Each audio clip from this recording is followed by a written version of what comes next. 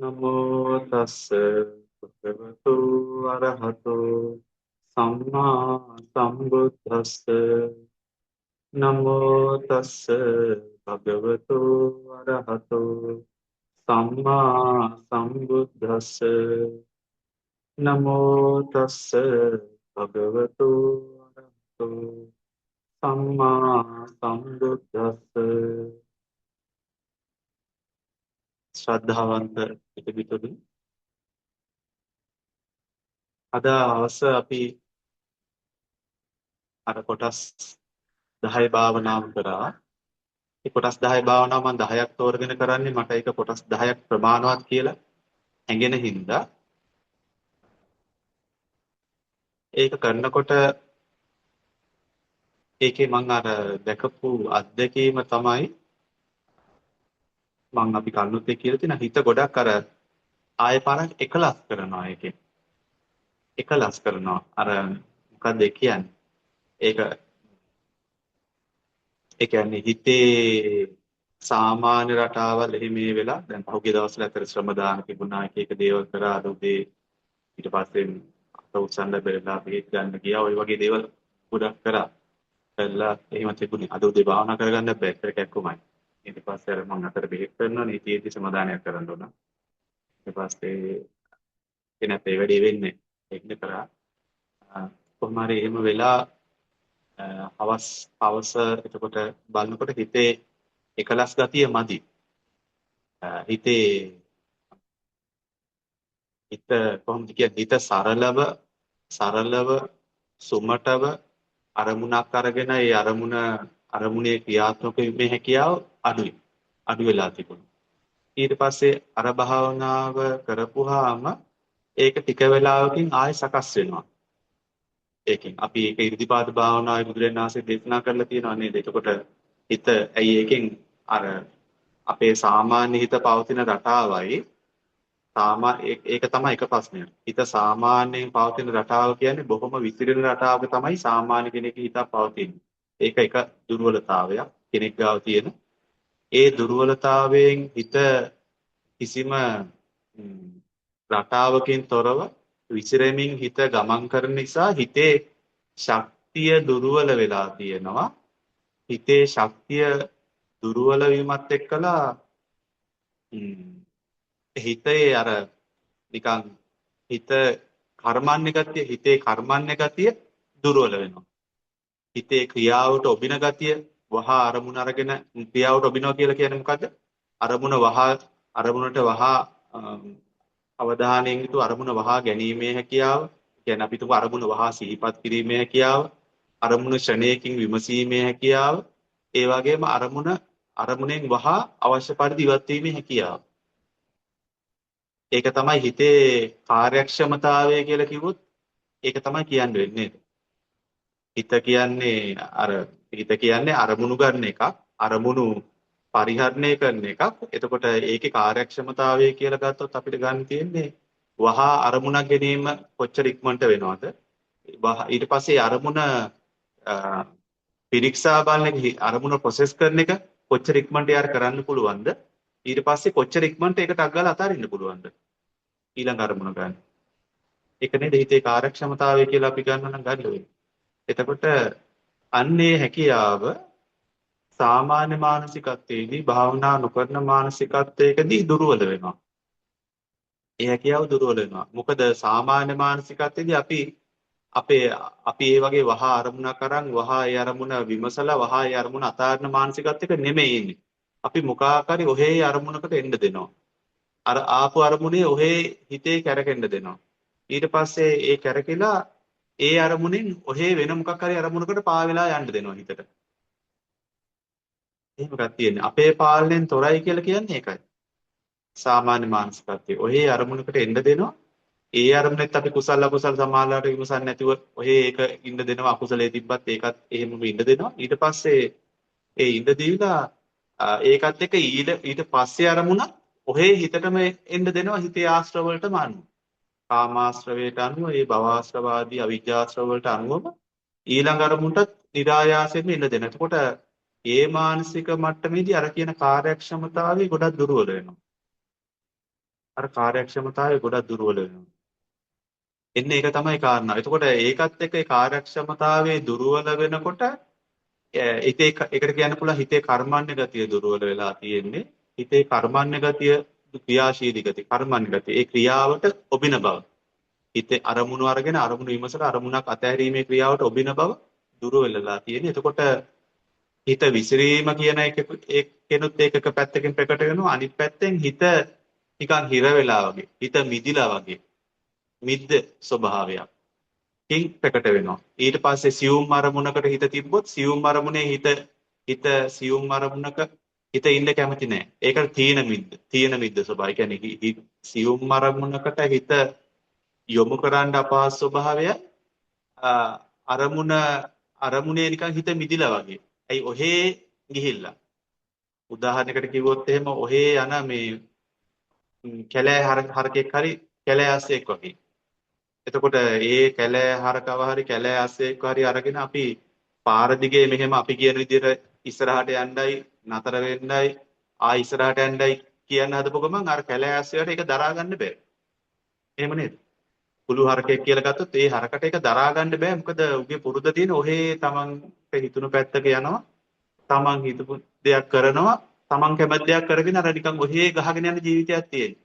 එතකොට ඒක යම්කිසි අවශ්‍යතාවයකට අනුව යොදවන්න ගියපොහම ඒක දුර්වලයි. අන්න එහෙම දෙයක් අපේ හිතකටත් වෙනවා. එතකොට ඒක අර යම් නොඑක් දේවල් වලින් නොඑක් භාවනා තියෙනවා. ඒක සංසිඳවලා හිත සංසිඳීම තැම්පත් වීමත් එක්කලා ඒ තැම්පත් වීම තුළින් අර හිතේ තියෙන තීන මිද්ද ගතිය අඩු කරගෙන ඊට පස්සේ භාවනා අරමුණට යොමු වෙන ගතිය සකස් කරන. හැබැයි ඒවා අතරින් ආනාපාන සතිය කියන්නේ ගොඩාක් ඔය අරමුණ ටක් ගාලා ඊළඟ අරමුණට යනවා ඊළඟ අරමුණට යනවා ඊළඟ අරමුණට යනවා ඊළඟ අරමුණට යනවා කියලා අර වහා එක තැනක තියලා හිත හදන්න පුළුවන් එකක්. ඊට පස්සේ හැබැයි ඒකෙදි අරමුණත් සියුම් හින්දා ඒක එකපාර අල්ලන්න අපහසු වෙන්න පුළුවන් අපේ හිත ඒක අල්ලන මට්ටමටත් නැත්තම්. දැන් ඔය කොටස් 10 භාවනාව කියලා කියන්නේ අතින් ඒක ඊට වඩා සරලයි. ඊට වඩා සරලයි. ඒ සරලයි කියන්නේ කොහොමද? ඊට වඩා සරලයි කියනකොට ඊට වඩා පහසුයි. හරි වචනේ සරල නෙමෙයි. ඊට වඩා පහසුයි. පහසුයි කියලා කියන්නේ ඒ අරමුණු ප්‍රකටයි.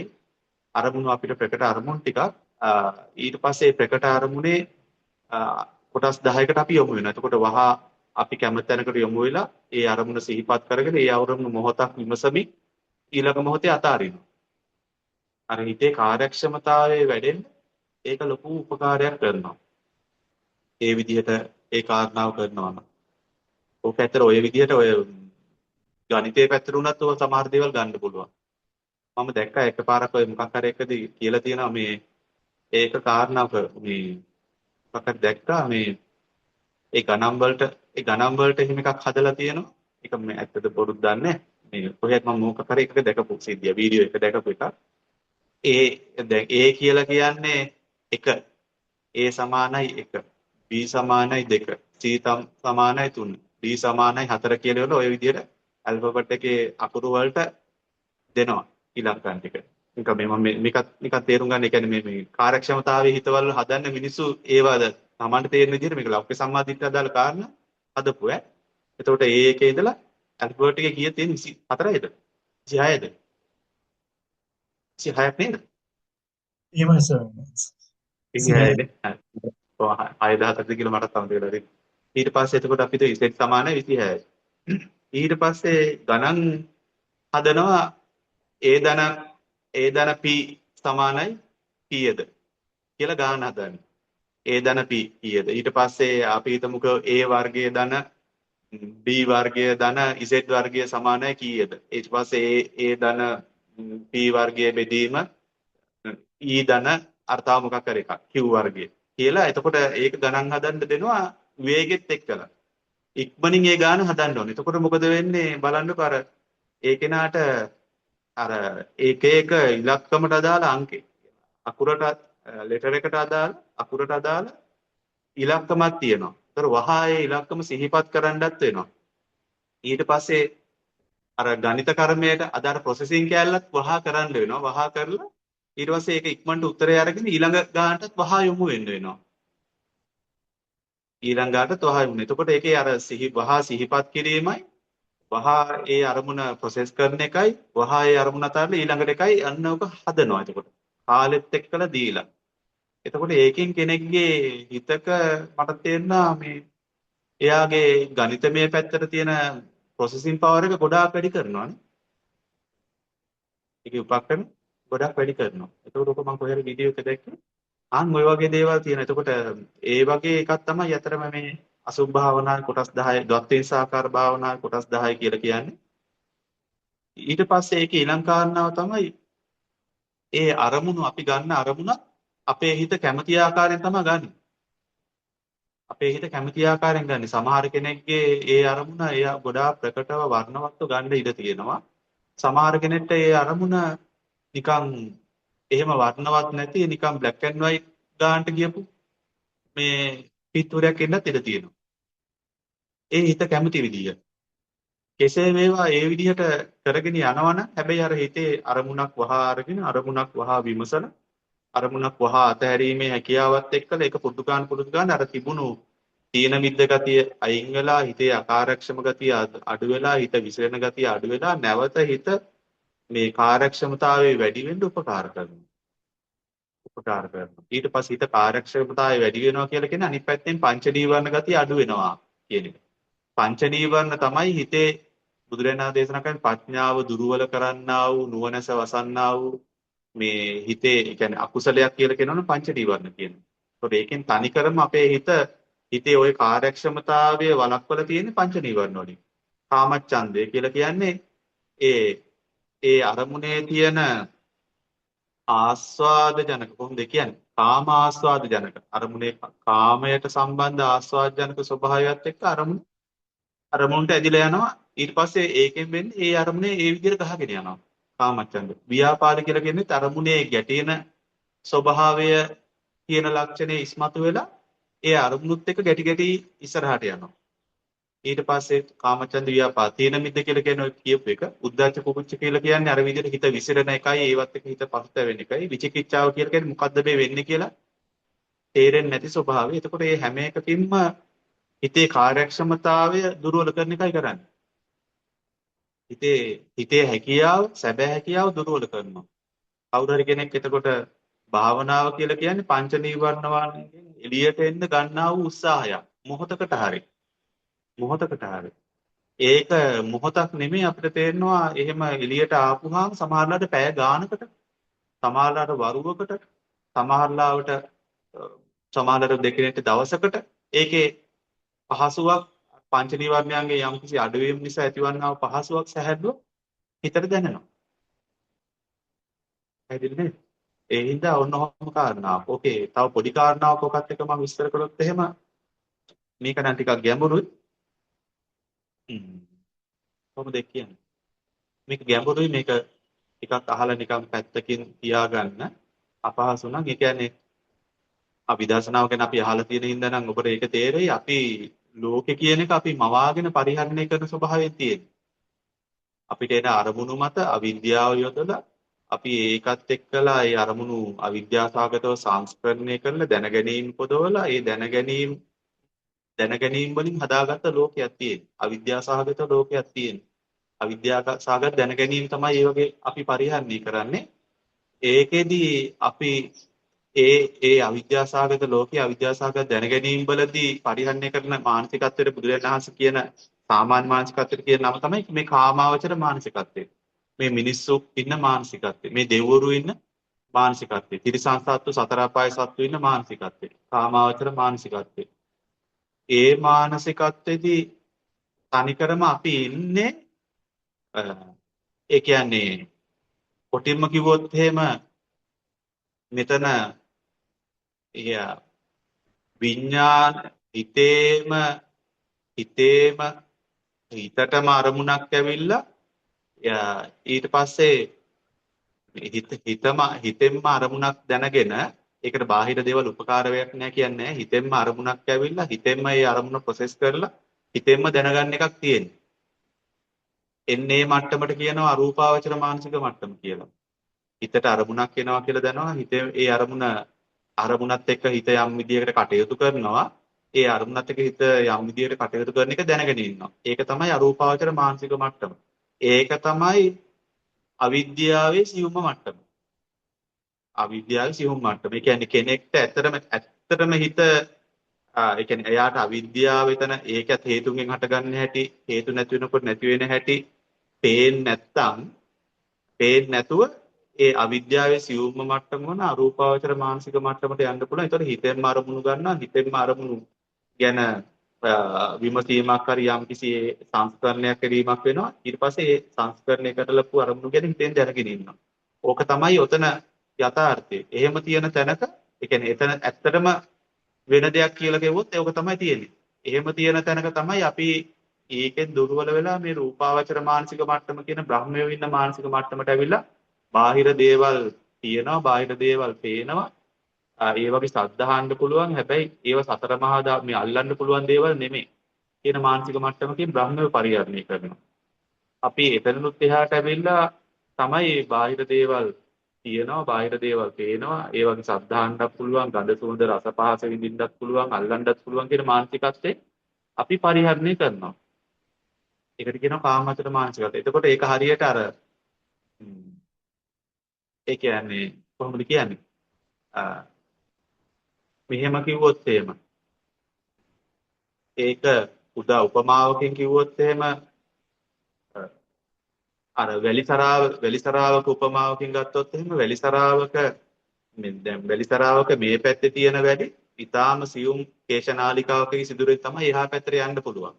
ඒ වගේ අපි කාමාවචර මානසිකත්වය අපි හිතමු මේ පැත්තේ තියෙනවා. මේ පැත්ත තමයි කාමාවචර මානසිකත්වය තියෙන්නේ. ඊට පස්සේ මේ පැත්තේ තමයි වැලිසරාවේ රූපාවචර අරූපාවචර මානසිකත්වය තියෙන්නේ. රූපාවචර අරූපාවචර මානසිකත්වය තියෙන්නේ. එතකොට රූපාවචර අරූපාවචර මානසිකත්වය තමයි එතන අවිද්‍යාව අඩුම ස්වභාවය. මේ අරූපාවචර බ්‍රහ්ම රාජ්‍යවරු ඉන්න ස්වභාවය. එතකොට මේ කාමාවචර මානසිකත්වයෙන් මේ රූපාවචර මානසිකත්වයට මාරු වෙන්න තියෙන එකම විදිහ අර කේශනාලිකාව හරහා වැලි ටික යනවා වගේ එක අරමුණක පිහිටලා එක අරමුණේ සමාධිමත් වෙලා ඒක හරහාම තමයි අනිත් පැත්තට යන්න තියෙන්නේ.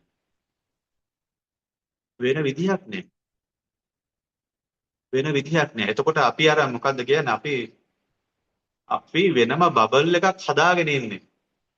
බොරුවක් වන මේ එකක් හදාගෙන බොරුවක් තුළම ජීවත් වෙන කොටසක් අපි.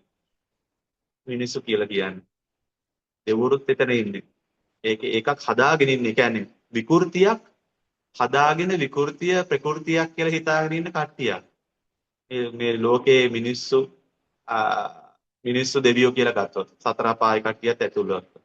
එතකොට ඕකෙන් එහා පැත්තට මාරු වෙන්න තියෙන එකම විදිය තමයි එක අරමුණක ඒකාග්‍රතාව ලක්ෂණය. එක අරමුණක හිත එකඟ වෙලා එතන සමාධිමත් වෙලා ඒ තුලින් අර කාමාවචර මානසිකත්වයේ අරමුණ වෙනුවට ඒකෙම අවශේෂයක් වන අර රූපාවචර මානසිකත්වයේ අරමුණකට ගිහිල්ලා ඒ ඔක්කොම ඒකේ අන්තිමේදී ආලෝක අපි කොටසක් ගත්තොත් එimhe කාමාවචර මානසිකත්වයේ අරමුණ සියුම් වෙලා ඒ අරමුණේම අවශේෂයක් වන රූපාවචර මානසිකත්වයකට යනවා. ඒක තමයි පළවෙනි කොටස. ඊට පස්සේ එතනිනුත් ඒ රූපාවචර මානසිකත්වයේ අන්තිමේදී ආලෝකමත් ස්වභාවයක් ගන්නෙ නේ. අනික ඒ ආලෝකයේ ඉක්බෝල තමයි අන්තිමේදී අරූපාවචර මානසිකත්වයට යන්නේ. එහෙමනේ ධර්මයේ තියෙන්නේ. අපි මං හිතන්නේ කතා කරලා තියෙනවානේ.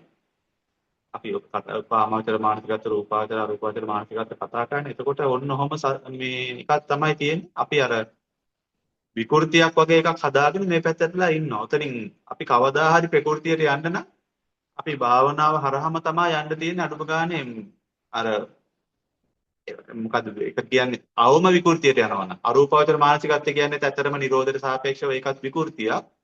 අවම ස්වභාවයට යනවා නම් විකෘතියේ අපි භාවනා ආරම්භණයක් ඔස්සේම කවදා හරි සමාධිමත් වෙලා ඔහොම තමයි යන්න තියෙන්නේ. වෙන යන්න නම් තැනක් නැහැ. එහෙම. ඔය ස්වභාවය දැකලිවල ඔය වැරද්ද මේක මේ තැන් තුනේම තියෙන විකෘතියන්නේ කියලා දැනගෙන ඒ විකෘතියේ හේතුන්ගෙන් හටගන්නවා හේතු නැතිවෙනක නැති වෙලා යනවා කියන ධර්මතාවයේ දැකීම හරහා තමයි කෙනෙක් ඒ විකෘතියෙන් නිදහස් වෙන්නේ. ඒකට කියනවා නිරෝධය කියලා. විකෘතියෙන් නිදහස් වීම. විකෘතියෙන් නිදහස් වීම. ලෝකයෙන් නිදහස් වීම. ලෝක නිරෝධය. ලෝක නිරෝධය. ලෝක නිරෝධය කියවම කාමාවචර ලෝකේ, රූපාවචර ලෝකේ, අරූපාවචර ලෝකේ කියන ලෝක තුන් ලෝකෙම නිරෝධයක්. ඒක විතරයි එතන පැනවෙන්නේ. ඒක ලෝක තුනෙම නිරෝධයක් කියන්නේ තවත් ලෝකයක් නෙමෙයි. තවත් එක්තරා නිරෝධ ලෝකේ කියලා ලෝකයක් නැහැ. නිරෝධ ලෝකයක් නැහැ. එහෙම එකක් නෑ අර. එහෙම කියනවා නේද අර කට්ටිය කවුද? අය බුදුුණු බුදුවරු අර එහෙම කොහෙද ඉන්නවා කියලා නේද? කොහෙද මොකද්ද මන්ද දිව්‍ය ලෝකික කොහෙද මන්ද ඉන්නවා කියනවා. ඒ වගේ ඊතර ඒ කට්ටිය අර හිතා ගන්න බැරුණාම ඒක තවත් ලෝකයක් අරගන්නවා. එහෙම තවත් ලෝකයක් නැහැ. නිරෝධ ලෝකයක් කියලා එකක් නැහැ. ලෝක තුනයි කාමාවචර ලෝකේ, රූපාවචර ලෝකේ, අරූපාවචර ලෝකේ. එතකොට අර අපි ලොකුම විකෘතිය තියෙන කාමාවචර ලෝකේ. ඒකෙන් එහා පැත්තට මාරු වෙන අර වැලිසරාවේ කේශනාලිකාගේ අනිත් පැත්තට යනවා වගේ අරමුණක් අරගෙන අරමුණේම සියුම් වෙලා තමයි අල්ලගෙන අනිත් පැත්තට පැත්තට පයින්න තියෙන්නේ. ඒකේම ඉස්සරහට සියුම් වෙලා ගිහින් තමයි ඊට පස්සේ අරූපාවචර මානසික මට්ටමන් වලට යන්න තියෙන්නේ. විකෘතියේ අවම මට්ටම. ඉතින් ඔන්නෝම දකින්න ඊට පස්සේ විකෘතිය වැඩිම ස්වභාවයෙන් තමයි දුක් පීඩා වැඩි. ඊළඟට දැන් ඔගේ සමාන නැහැ. විකෘතිය වැඩි මනුස්ස මේ අපේ කියන මේ කාමාවචර මානසික මට්ටමේ මේ මාත්‍රමේ තමයි මේ ඇලීම් කාමච්ඡන්ද ව්‍යාපාද තීන මිද්ද උද්ධච්ච කුක්කුච්ච විචිකිච්ඡා එක්කලා මිනිස්සු ඒ උඩ සකස් වෙච්ච මේ ඔය කියනවා මානසික පීඩා එක පීඩාවල් කියනවා ඔක්කොම ටික තියෙන්නේ මේකේ. මොකද අධික විකෘතියක ඒ හිතක් වැඩ කරන හින්දා. අධික විකෘතිමත් ස්වභාවයෙන් හිතක් වැඩ කරන හින්දා. ඒකේ හිතේ තියෙන ප්‍රകൃතිය නෙමෙයි. ඒක විකෘතිය. ප්‍රകൃතිය නෙමෙයි. ඒ වුණාට අපිට ඒක එකපාර මං එනම් ප්‍රകൃතියේ ඉන්නවා කියලා එහෙම කරන්නත් බෑ. වක්‍රමෙන් තමයි එහාට යන්න තියෙන්නේ. ඊට පස්සේ ඒ විකෘතිය අඩු වෙන්න පංච දේවාන ස්වභාවයෙන් අඩු වෙන්න රූපාවචර මානසික මට්ටමට යනවා. එතකොට කියනවා කාමච්ඡන්දෙත් නෑ, ව්‍යාපාදෙත් නෑ, තීන මිද්දෙත් නෑ, උද්ධච්ච කුක්කුච්චෙත් නෑ, විචිකිච්ඡාවක්. හැබැයි රූප රාග කියන ස්වභාවය තියෙනවා. අරමුණේ බොහොම ආස්වාදයන්කව ඉන්නවා. හැබැයි බොහොම සැපසේ. කොහොම සැපසේ. ඊට පස්සේ එයාට තේරෙනවා ඒකත් අර මේ රූපාවචර ධානය මට්ටම් ඉහළට යනවා කියන්නේ ඒකත් ගොරෝසු විනේ. මුලින්ම මේ අරමුණ විතක්ක ਵਿਚාර කරන එක ගොරෝසු විනේ කියලා ඉවරලා තේරලා ඒක නැතුව ඉන්න එක පහසුයි කියලා තවත් පහසුවට යනවා. ඊට පස්සේ සැපය කියන එක සැපය තියෙනවා. එතකොට මේ සැපය කියන එක ගොරෝසු විනේ කියලා ඒකත් අතහැරලා තවත් සියුම් මට්ටමකට යනවා හිත. ඊට පස්සේ මොකද්ද ප්‍රීතිය කියන එක ගොරෝසු වෙන්නේ කියලා ඒකත් අතහැරලා තව ඉස්සරහට ගිහින් අන්තිමේදී පිරිසිදු ඒකාග්‍රතාවයකට යනවා. ඒකට ඒතර හතරෙන් ධානය කියලා කියනවා. එතනින් යා සියුම් කරන් ගියේ. එතකොට ඒ රූපාවචර මානසික මට්ටම් වල අපි මේ හිතන විදිහේ දුක් පීඩා මානසිකත්ව නැත්තරම නෑ කියන්න පුළුවන්. 100%ක්ම නෑ කියනවා නෙමෙයි. කිසිම දුකක් නෑ කියනවා නෙමෙයි. හැබැයි නැත්තරම නෑ කියන්න පුළුවන්. එච්චර මේ පංච නීවරණ වලින් අපි දුකක් විඳිනවා. ඒ වගේ. ඊට පස්සේ අරූපාවචර මානසික මට්ටම් කියලා කියන්නේ සාන්තයි ප්‍රණීතයි කියලා බුදුරජාණන් වහන්සේ වර්ණනා කරන්නේ. එතනින් එහාට. සාන්තයි ප්‍රණීතයි. ඉතින් ඔය හැම දෙයක්ම ඊට පස්සේ ඔතනින් එහාට ගිහිලා කවුරු කෙනෙක් ඔය අන්තිම විකෘතියත් අතහැරලා නිරෝධයකට යනවා නම් නිරෝධයට ගිහිල්ලා මේ බොරුවෙන් සම්පූර්ණ නිදහස් වෙන්න වැඩ පිළිවෙල කරනවා නම් එයත් ඉතින් යන්න තියෙන්නේ සමාධිමත් හිතක් එකතු කරන් තමයි එතෙන්ට යන්නත් තියෙන්නේ. ආය භාවනාව ඕනේ.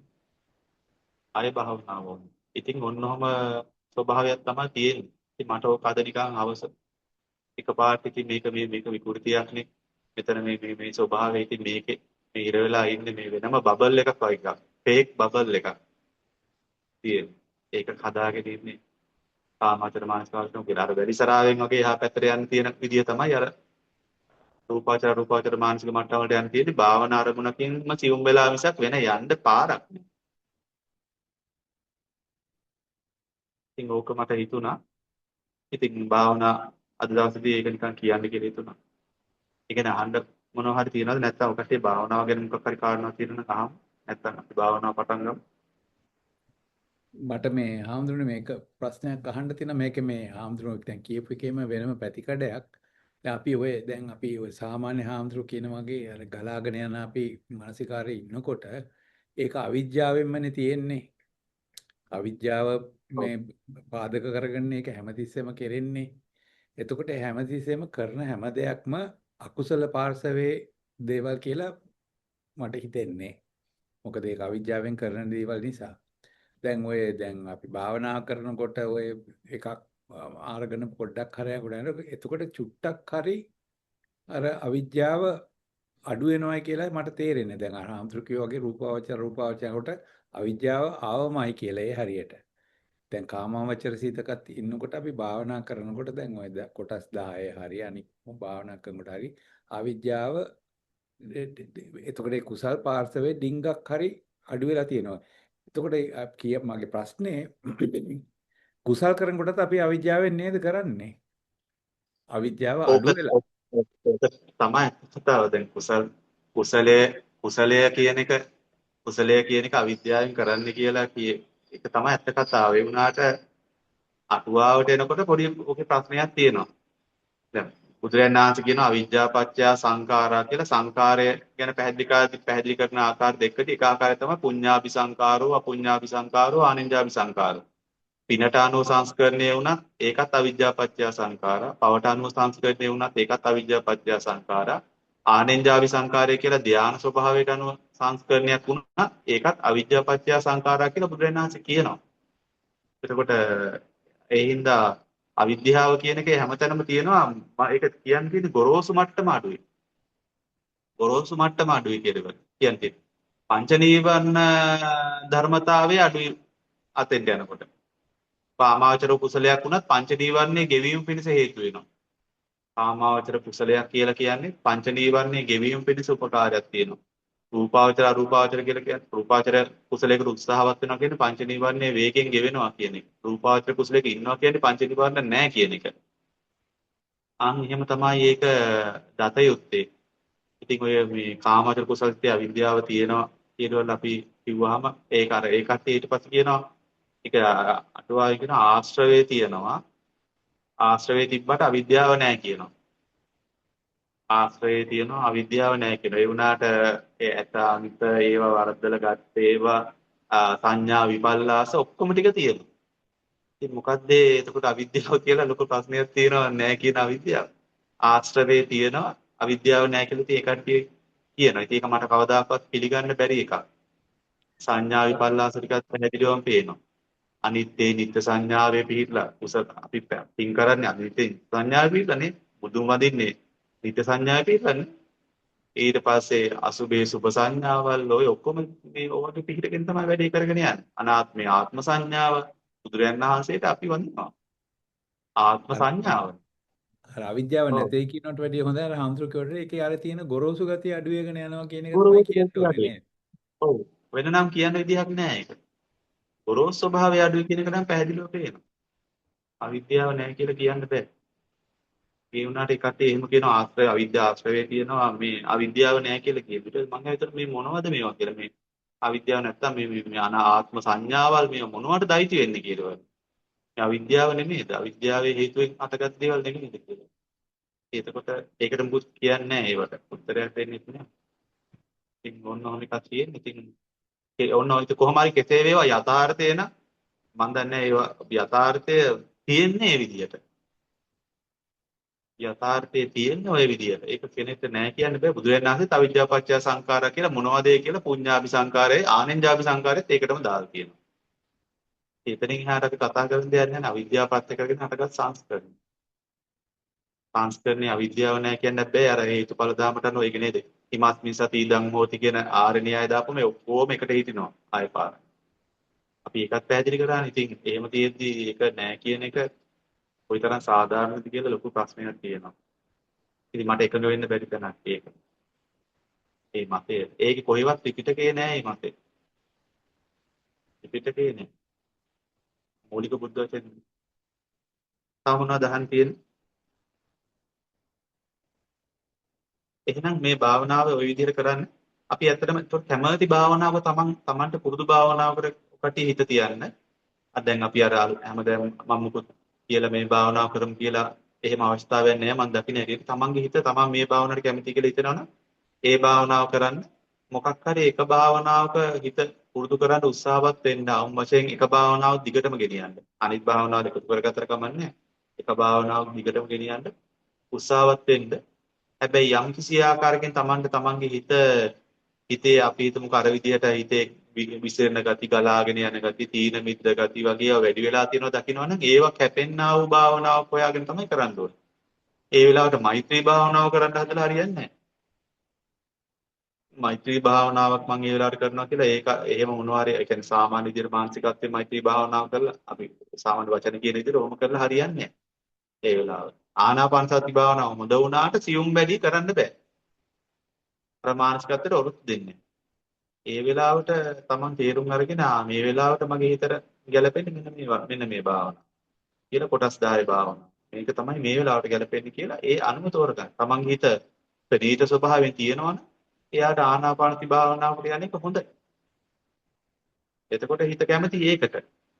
හිතට දිය ඒ වගේ ඒ හින්දා එක එකිනාගේ මානසිකත්වය තියෙන එක එක මට්ටම් වලින් ඒ මානසිකත්වයට එක එක වෙලාවට තියෙන තේ මට්ටම් වලින් නේ අපේ හැම එකම මානසිකත්ව දිගට පවතින්නේ ඒට අනුව ඔබ භාවනාව තෝරගෙන කරමු මේ වෙලාව අපි ඒ වගේ අර විවේකයෙන් භාවනාව කරන දෙයක් බවට පත් කරගන්න භාවනාව ගැන යමක් අහමින් නේ භාවනාව ගැන යමක් අහමින් ප්‍රසාදයටපත් වෙමි භාවනාව කරන වෙලාවක් බවට පත් කරගෙන කටයුතු කරමු හොඳයි නේද එහෙනම් අපි එහෙනම් පටන් ගමු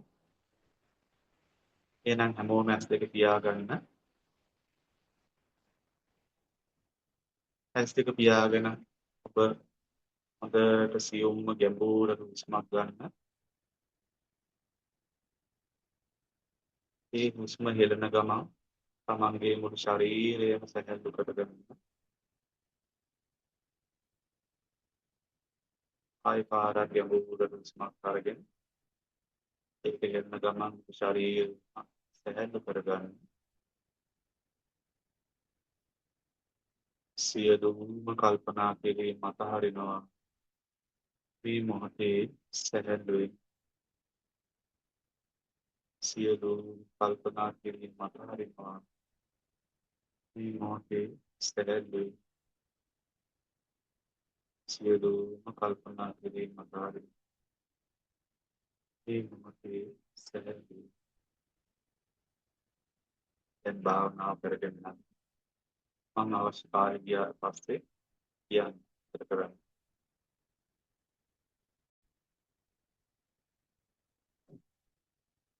ඇස් දෙක පියාගෙන තව විනාඩියක් දෙකක් අරගෙන තමාගේ හිතේ ඇති වෙනස සැහැල්ලුව සූපත් භාවය නිස්කලංක භාවය හිස් බව ආදී ස්වභාවයන් තේරුම් ගන්න.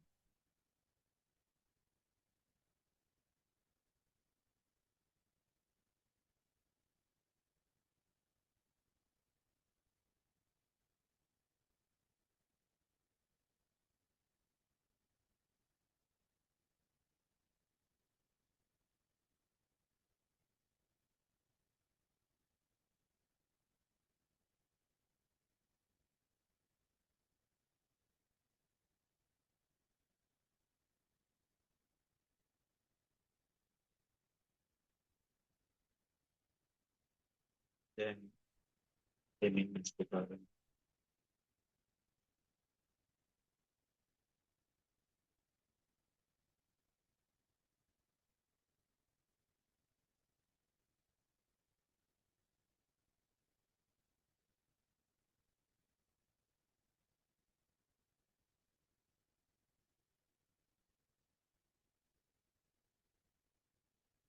ලසිත කොහොමද දැනුනේ? අපිට ගිය සතිය භාවනාවයි අද භාවනාවයි තමන්ට ඇත්තටම දැනුනේ කියන්නේ. හිත එකඟ වීම හරි සැහැල්ලුව පහසුව වැඩිද අඩුද සමානද? මට දැන් ස්වාමීන් වහන්සේ කොටස් 10 භාවනාවේ දැන් මම 10කට මුලින් පටන් ගත්තට 10කට මෙයා වෙන්නේ ටිකක් වෙලා ගිහිල්ලා මම මූණේ නවතිනවා.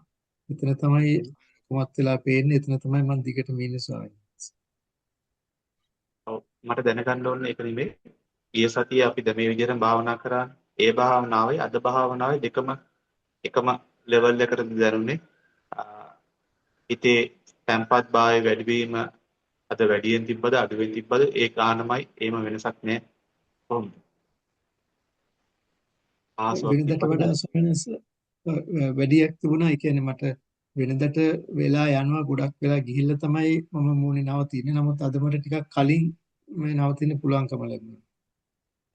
ඒ කියන්නේ මට ඊට වඩා ඉක්මනට සමතේකට ආවා.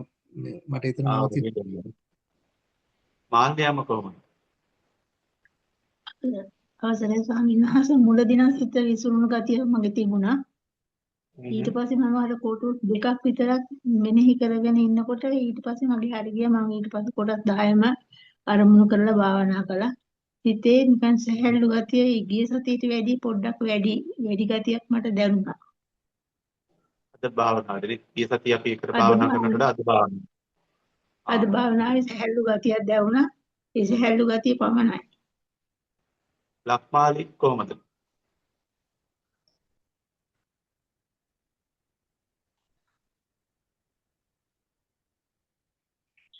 ලක්මාලි නැත. හරි. ඊට පස්සේ තව අනිත් අය අදහස් දක්වන්න පුළුවන්. රේනු කොහොමද අද භාවනාව කී සතිය භාවනාවයි අද භාවනාවයි දෙක සමානද?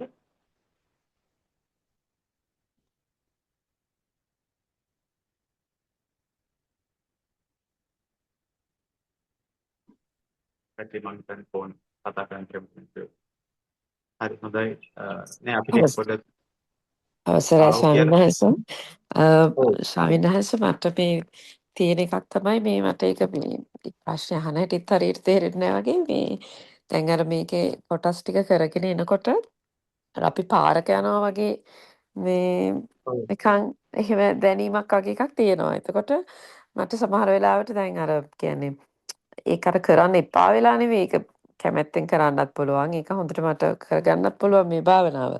එතකොට අර නිකන් එක තැන්වල අර අපි හැමදාම යන පාරේ යනකොට අර මං සලකුණු අර කියන අපිට හිතෙන්නේ නිකන් මෙතන යනකොට මෙතන මෙහෙම තියෙනවා. අර ඒ වගේ දැන් අර එහෙම හැඟීමක් නිකන් එහෙම පැරලල් අන්න එහෙමට ටිකක් එනවා. ඒක ඒ කියන්නේ මෙහෙම කිව්වොත් එහෙම අපි හිතමුකෝ දැන් ඊළඟට හම්බෙන්නේ මෙතන කියලා හිත කලින්ම ඒක ඉස්සරහට ගන්නවා කියන එකද? එහෙම එකද වෙන එකද? නෑ ස්වාමීන් වහන්සේ කලින්ම ගන්නවත් නෙවෙයි. නිකන් දැන් අපිට අර හිතනකොට මේ දැන් කේස් එහෙම කියද්දි දැන් ඒක අර අපි චිත්‍ර රූපයක් මවා ගන්නවනේ. දැන් අර මැද ඔව් හරිය යනකොට අර දැන් මොනවාද අර සම්මස්නහර මේ මොනවාද අර මොකද්ද ඔව් මේ මැද ටික අපි අර හිතාගන්නේ ඇට මිදුළු අර දැන් ඒ ටික අර එක ළඟ වගේනේ තියෙන්නේ අපි අර පපුවේ ඔව් වගේනේ හිතාගන්නේ. ඒතර මට නිකන් අර පාරක අර ඒ වගේ එහෙම එකක් හිතනවා කියන්නේ ඒකෙන් මට බාධාවකුත් නැහැ. ඒ වුණාට මට හිතෙනවා අර හැම වෙලේම අර මේ ඒ හරියෙන් යද්දි ඒක ඉමෝෂන් එකක් නිකන් දැන් ඔන්න මෙතනින් යනකොට අර පාරේ මෙතන යනවා කියන්නේ මේක. මට ඒක කියන්න තේරෙන්නේ නැහැ මේ. ඒක පැහැදිලි වෙන්නේ නැහැ. ඒකේ කොහොම හරි බාධාවක් නැත්නම් භාවනාවක් අපිකුත් නෑ නේද? ඒක තමයි සමනාසේ. ඔව්. ලක්මාල්ට කොහොමද භාවනාව අධ්‍යයනය කියනකොට ගිය සතියේ මේ සතියේ සමාන විදියටද මේ කොහොමද එකඟ වීම හිත සැහැල්ලුව අඩුද වැඩද? එහෙම කියන්න තරම් බෑ ස්වාමීන් වහන්සේ මං හිතන්නේ මං ගිය සතියේ කරේ නෑ. හරි. ඔව් ඊට පස්සේ මේ සතියේ භාවනාවේදී හිත කොයි හරියෙන්ද වගේ කොච්චර වෙලාවකින්ද වගේද හිත සැහැල්ලු පහසු වුණේ කොයි වගේ මට්ටමකින්ද කියලා කිව්වොත්? ආවනින් ස්වාමීන් වහන්සේ මේක මේ මොනවාද කරගෙන යනකොට ඉතින් ඒක අර 4න් 2 4න් 3 කියලා කාලෙ බෙදුවොත් මම මේ පොඩි කාරණාවක් කරනවා. එහෙම ස්වාමීන් වහන්සේ සාමාන්‍යයෙන් 4න් කියන්නේ මැද හරියේදී වගේ ආ 4න් 2 වගේ. හරි. හොඳයි. වෙන කාටරි ගැටලුවක් අහන්න තියනවද? ස්වාමීන් වහන්සේ සමා වෙන්න ස්වාමීන් වහන්සේ මගේ මේ ෆෝන් එකේ මට අන්මියුට් කරගන්න මේ එතන පොඩි වැරදීමක් වුණා ඒකයි මෙච්චර වෙලා ගියේ ස්වාමීන් වහන්සේ ඔව්. මේ මට මේ මෙහෙම භාවනාව හොඳට වුණා මුල හරියේදී ඊට පස්සේ මට පොඩ්ඩක් නිකන් මේ තීන මද්ද ගතියක් ඇවිල්ලා ටිකක් නිදිමත වගේ ගතියක් ආවා. මේ ඊට පස්සේ මම මූණේ වතුර ටිකක් ගාගෙන ආපහු ආවා. මේ ඒ කියන්නේ හරිම සැහැල්ලුවක් දැනෙනවා ස්වාමීන් වහන්සේ අර වෙනද වගේ නෙමෙයි ඉක්මනටම මේ අර සැහැල්ලු ගතියක් දැනිලා අර භාවනාවට එනවා. ඒක තියෙනවා මට අද ඒකෝට චුට්ටක් නිදිමතක් ආවා ඊට පස්සේ මම මූණේ වතුර ටිකක් දාගත්තා. ඒක ඒකට හරි ඒක ගියා. ඔව් ඒක පොඩි කාරණාවක් මම ඒ කිව්වොත් එහෙම ඒක ගිය සතියට සාපේක්ෂව මේ සතියේ යහපත් ස්වභාවයක් දැක්කද සමාන එහෙමයි ස්වභාවයක්ද කොහොමද එහෙමයි ස්වාමීන් වැඩි වහන්සේ හිත ගිය සුමානේ එච්චරම මේවා වුණේ මොකද මට භාවනාව කෙරුණේ හිත ටික කලබල ගතියක් තිබුණා. කොටස් ඔව් 10 භාවනාව කරලා ඊට පස්සේ මට එයින් හැර භාවනාව වුණේ නැහැ. හැබැයි ස්වාමීන් වහන්සේ අද නම් භාවනාව කෙරුණා දිගටම මේ අර මැදදී ඊට චුට්ටක් පස්සේ නිදිමත ගතියක් අර වගේ මේ ආපු එක විතරයි. මැදදී ඒක කොටසක් මැදදී පොඩ්ඩක් මේ තීන මිද්දේද හිතේ නැත්තම් හිත සමත වෙන්න ගියාද දන්නෙත් නැහැ. එහෙම ඒ කියන්නේ මට එහෙම භාවනා තේරුණේ මානසිකාරේ නැහැ. ඒක එහෙම අල්ලන්න තියෙන මේ භාවනා මානසිකාරයේ තමන්ගේ නැති වෙලා ගියාද? ඒ කියන්නේ ඔළුව කඩන් වැටෙනවා වගේ වුණාද? නිදි කිරා වැටෙනවා වගේ වුණාද? නැත්තම් හිත එහෙම වුණා සැහැල්ලු වෙලා ස්වාමීන් වහන්සේ. නෑ ස්වාමීන් වහන්සේ නිදි කිරා ඔළුව එකපාරටම කඩාගෙන වැටෙනා වගේ දැනিলা තමයි මට ඇහැරුනේ. මම ඊට පස්සේ ගිහින් මූණ හොදගත්තේ. අද චුට්ටක් එහෙම ගතියක් තිබුණාද? පොඩි හරි. හොඳයි. හරි. තව කාට හරි කාරණාවක් මොනවා හරි අහන්න තියනවද කියන්න තියනවද? අවසරයි ස්වාමීන් වහන්සේ මේ මම මේ ඔව්. කොටස් 10 භාවනාව නෙවෙයි කරේ මෛත්‍රී භාවනාවයි කරේ. හා ඉතින් ඇත්තටම දැන් ගිය සතිය අපි මෛත්‍රී භාවනාව කරා ඊට වැඩිය මේ හිත සාමාන්‍ය මට්ටමට එකඟතාවයක් තිබුණයි කියලා මට තේරෙනවා. ඒක නෑ මං අහන ඉඳන් ඔය කට්ටියට එහෙම තේරෙනවනම් තමයි. මං අද ඇත්තටම කරේ ඔය කට්ටිය ඔක්කොම අරමුණු කරගෙන මං මෛත්‍රිය වෙලුවා. ඔය මෙතන ඉන්න හැමෝම අරමුණු කරගෙන එතන හිත තියාගෙන සෝපත් වේවා සැපෙන් සැපේටමපත් වේවා කියලා ඔය අරමුණු කරන් මෛත්‍රියට ඊට පස්සේ එතන මගේ හිත හොඳට එකඟ වුණා. ඒ ස්වභාවය. ඒක කරේ. එතකොට එහෙම වෙනකොට සාමාන්‍යයෙන් ඒ කියන්නේ හරියට එහෙම වුණොත් එහෙම අනිත් කෙනාගේ භාවනාව වැඩි වීමට ඒක යම් උපකාරයක් ලැබෙන්නත් පුළුවන් ඒක. යම් පහසුවක් වෙන්නත් පුළුවන්. එහෙම දෙයක්ත් තියෙනවා නැත්නම් නෑ ලෝකේ. මම නිකන් ඒක දැනගන්නත් එක තමයි නිකන් පොඩ්ඩක් බැලුවේ. මම ඒක කලින් කරේ නෑ මට එකපාරට අද කරන්න කියලා හිතන් හිටියෙත් නෑ මට නිකන් හිතුණු හින්දා කරා. මේක භාවනා කරන්න කිව්වා. මගේ හිත ගොඩාක් ඒකෙන් බොහොම පහසු වෙලා ගියා. සපවත් වෙලා පහසු වෙලා ගියා. ඒ අරමුණේ පුතරිත් එක වෙලා. එච්චරයි වාක්‍ය දෙකයි මම පාවිච්චි කරේ. සෝපත් වේවා සැපේ සැපේටමපත් වේවා. සෝපත් වේවා සැපේ සැපේටමපත් වේවා. මේ පිරිසාරමුණු කරගෙන. හොඳයි එහෙනම් හැමෝම තමන්ට පුළුවන් විදිහට දිනපතා භාවනා කරගන්න උත්සාහ කරන්න. මේ භාවනාවෙන් රැස්වෙන පින අනිත් සියලු පින් පරදවන අත්‍ය විපාක තමන්ගේ ජීවිතයේ සැපේ සලසනවා. එනම් හැම දිනකටම පෙරොත් කරනවා.